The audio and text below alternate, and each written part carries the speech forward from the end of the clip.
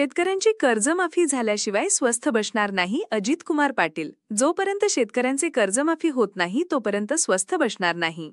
सर्वांनी मिळून एकत्र येऊन मोठा लढा उभारूया असे प्रतिपादन राष्ट्रीय समाज पक्षाचे प्रदेश सरचिटणीस अजित कुमार पाटील यांनी पुणे येथे शेतकरी हक्क परिषद आयोजित करण्यात आली या प्रसंगी बोलत होते. यावेळी स्वाभिमानी शेतकरी संघटनेचे संस्थापक अध्यक्ष तथा माजी खासदार राजू शेट्टी, प्रहार संघटनेचे अध्यक्ष माजी आमदार बच्चूभाऊ कडू, शिवसेनेचे उबाठा आमदार कैलास पाटील, आमदार डॉक्टर बाबासाहेब देशमुख आदी जण उपस्थित होते.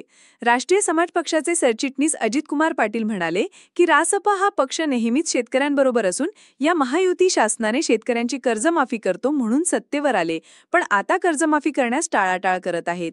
हे फसवे शासन असून शेतकऱ्यांना फसवणाऱ्या शासनाला आता जनता धडा शिकवल्याशिवाय गप्प बसणार नाही. या शेतकरी हक्क परिषदेमध्ये महाराष्ट्राच्या जिल्ह्यामध्ये सर्वत्र ठिकाणी बैठक घेऊन कर्जमाफीसाठी मोठा लढा उभारण्याचे ठरले.